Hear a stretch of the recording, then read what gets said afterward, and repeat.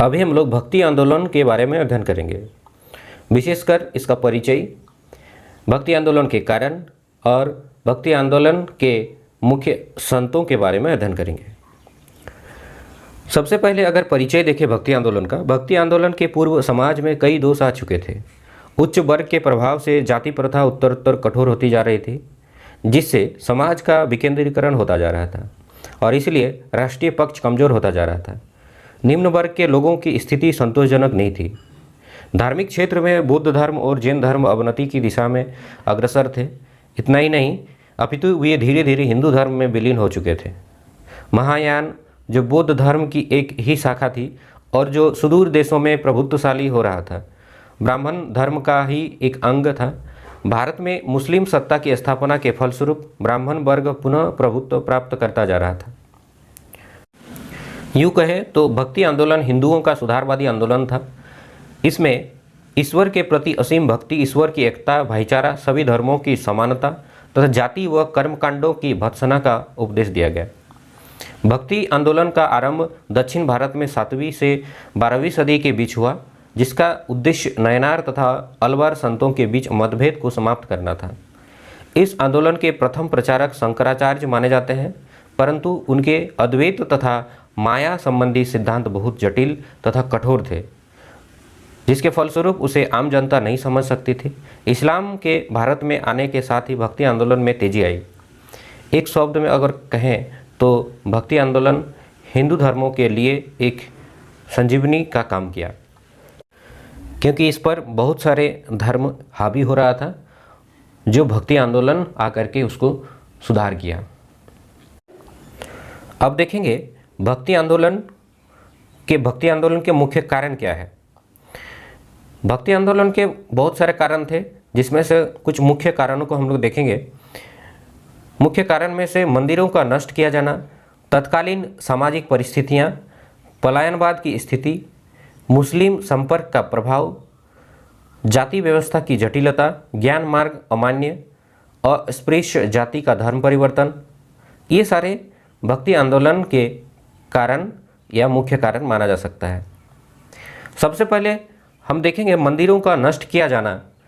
मुस्लिम आक्रांताओं ने बहुसंख्यक मंदिर और धर्म स्थान नष्ट कर दिए थे, इससे मंदिरों और इष्ट देवों की मूर्तियों की कमी के कारण ईश्वर की उपासना के लिए हिंदू जनता को भक्ति मार्ग ग्रहण करना पड़ा। अगला है तत्कालीन सामाजिक परिस्थितियां। उस समय शासक वर्ग लूटे धन के कारण विलासिता में लिप्त था, जिस कारण समाज में आचार विचार के नियमों में शिथिलता उत्पन्न हो गई थी। साथ ही सामाजिक वर्ग विभेद भी उत्पन्न हो गया था। शासक मुस्लिम वर्ग हिंदू शासितों को हैय दृष्टि से देखता था। दूसरी ओर हिंदू भी मुस्लिमों का विधर्मी मानकर उनमें घृणा करते थे। परिणाम स्वरूप सामाजिक एकता स्थापित करने हेतु भक्ति आंदोलन का सहारा लिया गया। अगला कारण है पलायनवाद की स्थिति। मुस्लिमों की विजय एवं उनके व्यवहार के कारण हिंदुओं में हीन भावना घर कर गई थी। विद्याधर महाजन के अनुसार हिंदुओं ने उस समय जिस भावना का प्रतिनिधित्व किया, उसे पलायनवाद का नाम दिया जा सकता है। इस समय हिंदुओं ने सांसारिक जीवन में उन्नति का कोई मार्ग न पाकर भक्ति में लीन होकर स्वयं को भूल जाने का प्रयास किया। यह था पलायनवाद की स्थिति। भक्ति आंदोलन का अगला कारण है मुस्लिम संपर्क का प्रभाव। भक्ति आंदोलन के प्रारंभ होने का मुख्य कारण मुस्लिम संपर्क का प्रभाव भी है, परंतु यह बात मात्र आंशिक रूप से ही मानी जा सकती है, क्योंकि इस्लाम धर्म भी विश्व बंधुत्व का संदेश देता है और मूर्ति पूजा का विरोधी भी है। इस्लाम एकेश्वरवाद का कट्टर समर्थक है। कहा जाता है कि भक्ति आंदोलन के संत भी इस सारी बातों को मानते थे। इसी कारण से भक्ति आंदोलन का आरंभ भी इस्लाम के संपर्क का प्रभाव कहा जाता है, लेकिन इस तर्क में कोई बल नहीं है।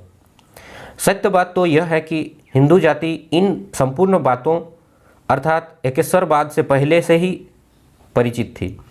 मूर्ति पूजा का प्रचार भारत में प्रारंभिक काल से नहीं माना जाता।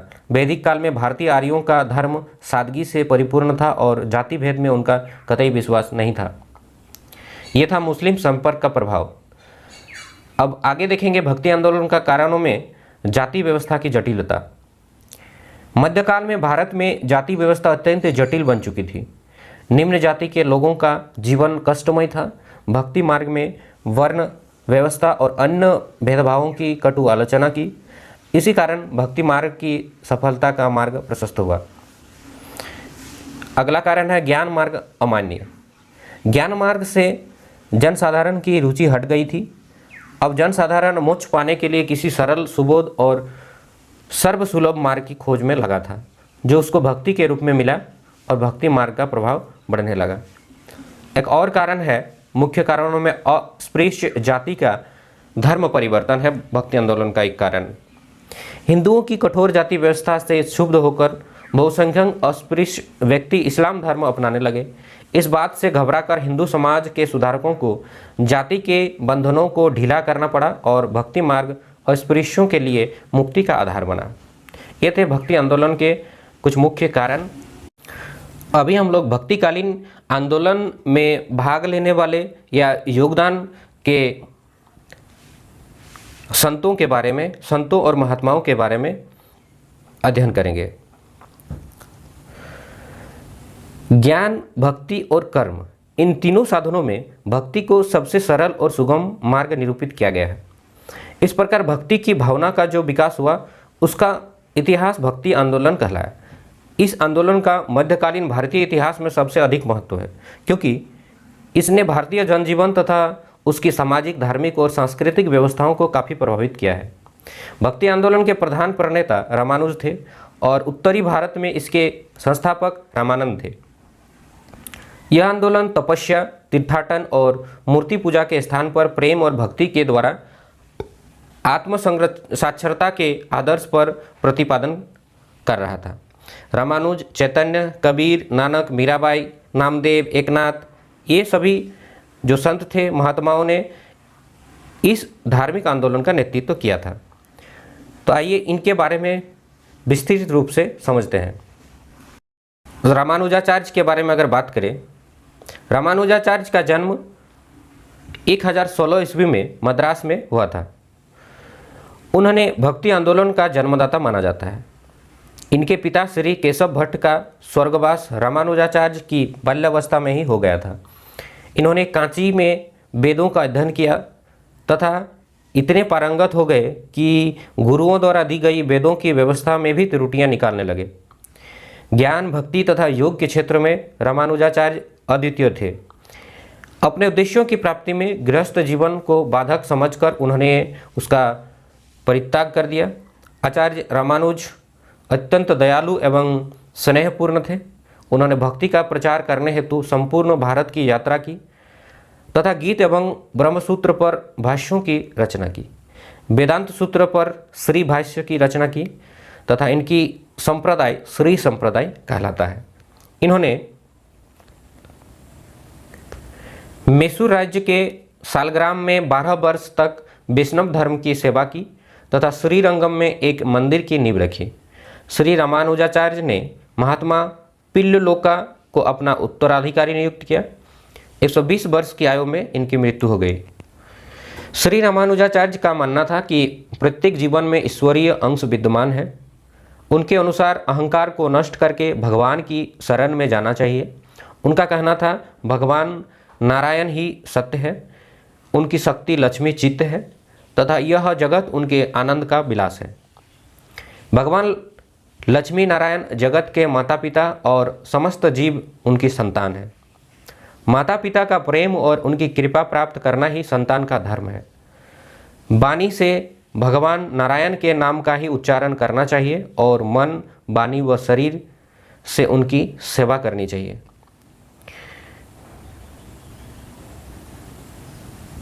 रामानंद, अब देखेंगे हम लोग रामानंद के बारे में। रामानंद का जन्म प्रयाग में कान्यकुब्ज ब्राह्मण परिवार में हुआ था। राघवानंद को उन्होंने अपना गुरु बनाया। राघवानंद श्री संप्रदाय के महान संत थे। रामानंद ने शंकराचार्य के मायावाद तथा ज्ञानवाद को स्वीकार करके रामानुज की भांति भक्ति को मोक्ष का एकमात्र साधन माना। उन्होंने विष्णु की उपासना की। उपासना के स्थान पर एक ऐसे आराध्य देव को चाहते थे जो हिंदू समाज की सभी जातियों को संतुष्ट रख सके। उन्होंने विष्णु के स्थान पर मर्यादा पुरुषोत्तम राम तथा सीता की आराधना समाज के समक्ष रखी। रामानंद के शिष्यों में रैदास जो हरिजन थे, रैदास इसको रविदास भी कहते हैं, कबीर जो जुल्हा थे, धन्ना जो जाट थे, सेना नाई थे, पीपा राजपूत, भावानंद, दुखानंद, अभानंद और सुरसुरानंद, परमानंद, महानंद तथा श्री आनंद थे। उन्होंने स्त्रियों को भी शिष्य बनाया। गंगा नामक वेश्य महिला उनकी शिष्य थी। रामानंद ने अपने सिद्धांतों के प्रचार हेतु संतों का बैरागी नामक एक संगठन स्थापित किया। इस संगठन के प्रमुख केंद्र अयोध्या एवं चित्रकूट में थे। रामानंद जी की मृत्यु के बाद उनके शिष्य दो भागों में बढ़ गए। प्रथम वेद और वर्णाश्रम व्यवस्था के समर्थक थे जैसे तुलसीदास आदि, भक्ति मार्ग के समर्थक जैसे कबीर, दादू आदि थे। तुलसीदास का अगर बात करें, तुलसीदास के जन्म और जन्म स्थान के बारे में पर्याप्त मतभेद है। कहा जाता है कि मूल नक्षत्र में बालक तुलसी का जन्म होने के कारण उसके पिता आत्माराम दुबे ने उसे अत्यंत निष्ठुरता से त्याग दिया था। इस परित्यक्त बालक को बाबा नरहरिदास ने पाया, गले लगाया और उसका पालन पोषण किया। तुलसीदास जी का जन्म ऐसी परिस्थितियों में हुआ जब भारतीय जनमानस राजनीतिक उद्वेलन और मुस्लिम आक्रांताओं के दमन और अत्याचारों से विकल था। इस महापुरुष का जन्म संकुल विश्व की विषमताओं का निराकरण करने तथा संतप्त हृदयों को अपनी पीयूषमयी वाणी से आह्लादित करने के लिए हुआ। तुलसी ने राम में सद्गुणों को समन्वित करके राम की उपासना की और अपनी सशक्त लेखनी के माध्यम से सामान्य जनता को राम का अनुगमन करने के लिए अनुप्राणित किया। निम्बिकाचार्य का जन्म चेन्नई, मद्रास प्रांत के बेलारी जिले के निम्बापुर नामक ग्राम में हुआ था। उन्होंने द्वैतवाद तथा अद्वैतवाद के मध्य मार्ग का अनुसरण किया। निम्बिकाचार्य को सनकादिक संप्रदाय का प्रवर्तक माना जाता है। उनके दार्शनिक सिद्धांत के अनुसार ब्रह्म और जीव में अल्प रूपेण संबंध है। उनका कहना था कि सृष्टि ब्रह्म का उपादान है और जगत ब्रह्म का अंश है, जो प्रलयोपरांत पुनः ब्रह्म में विलीन हो जाएगा। जीव और ब्रह्म की भिन्नता ऐसी है कि मुक्ति पाने के बाद भी जीव ही रहता है, ब्रह्म में विलीन नहीं होता, तथापि उसमें अभिन्नता दिखता है।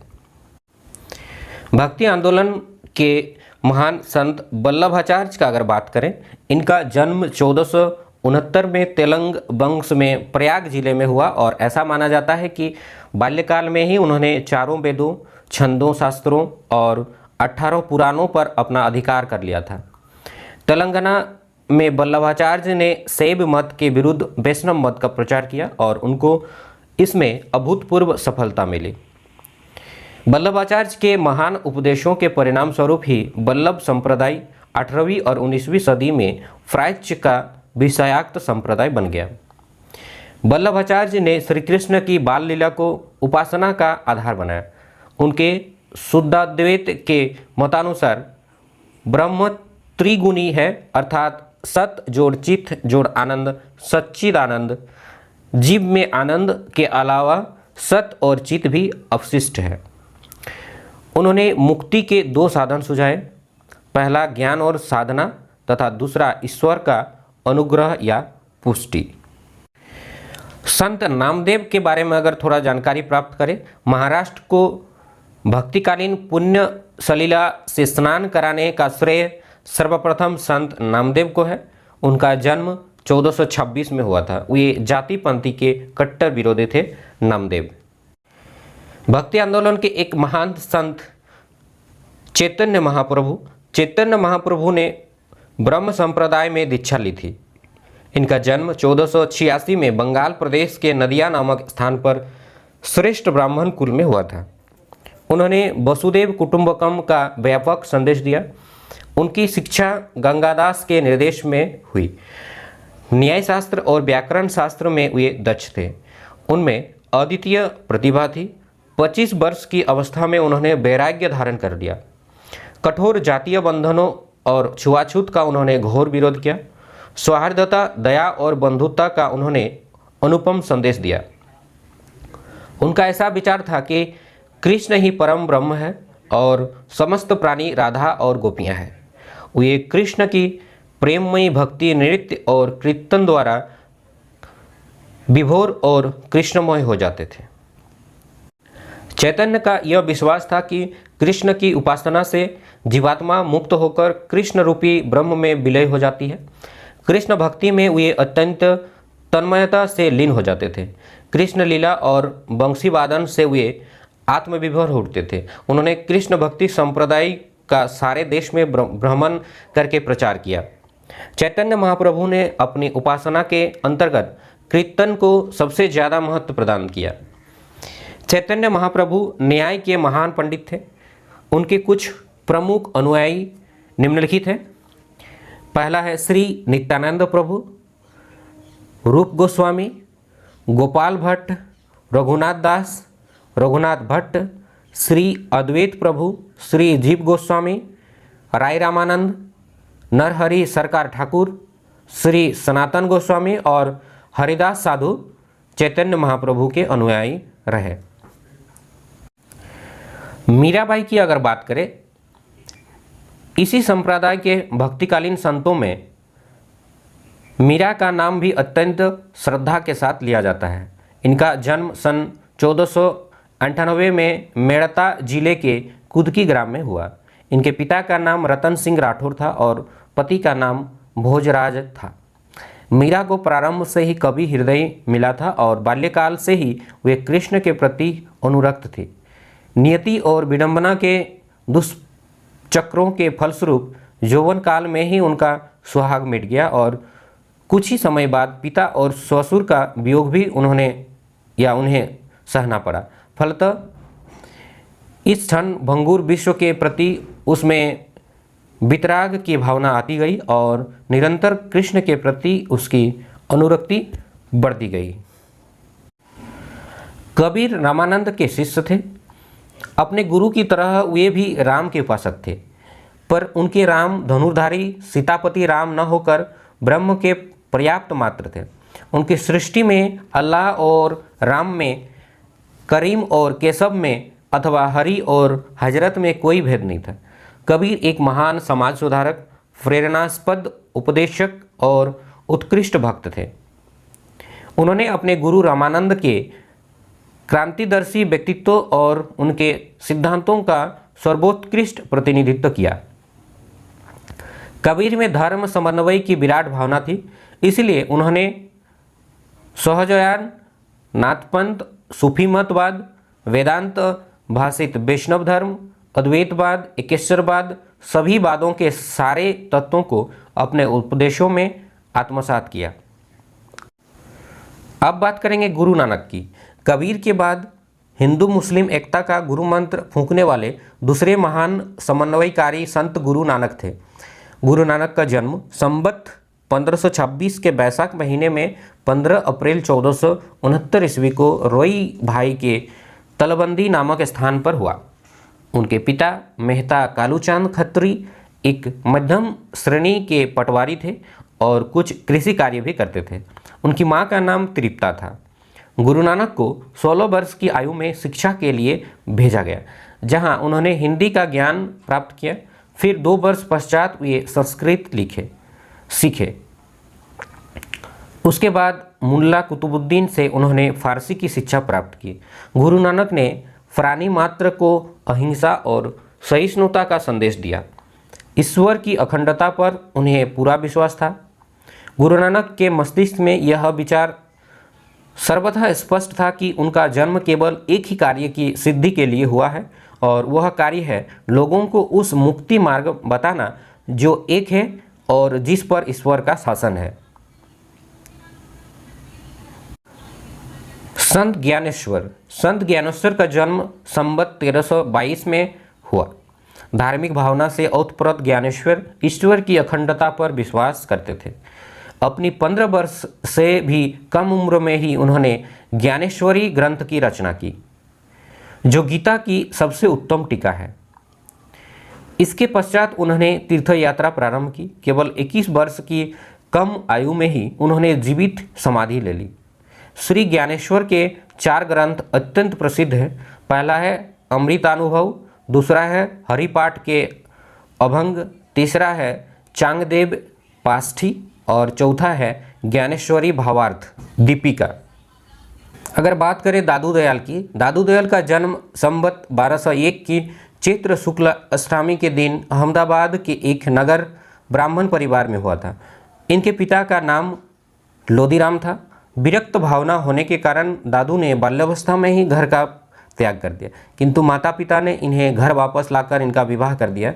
दादू को सांसारिक बंधन बंध नहीं सके और 19 वर्ष की आयु में उन्होंने पुनः घर का त्याग कर दिया। तत्पश्चात जयपुर राज्य के सांभर नामक ग्राम में 12 वर्ष तक कठिन तपस्या की और तरह तरह की सिद्धियां प्राप्त की।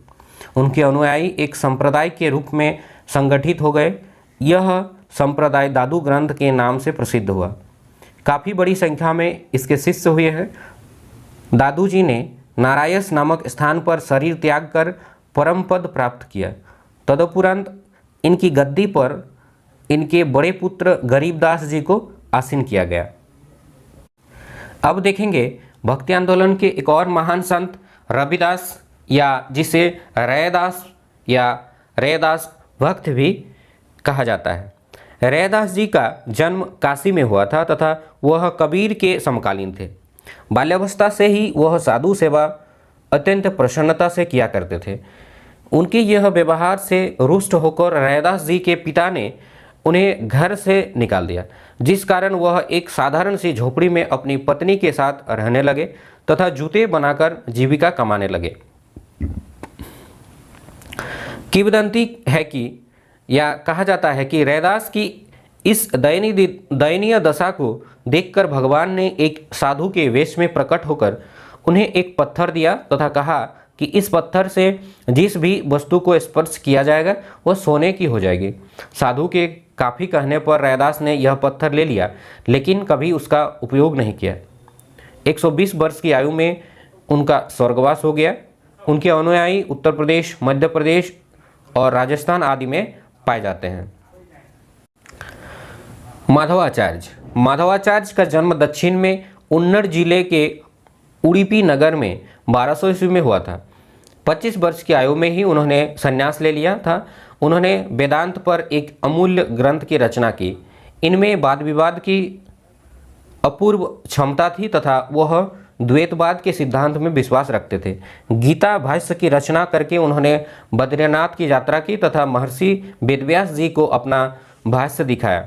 उन्होंने इन्हें विभिन्न प्रकार की योग की सिद्धि प्राप्त की तथा विभिन्न स्थलों पर मूर्तियों की स्थापना की।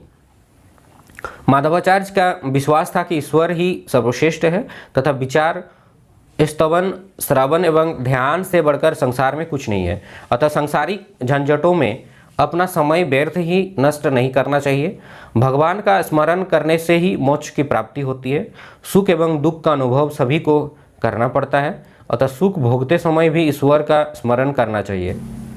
तो ये था भक्ति आंदोलन, उसके कारण और उनके महान संत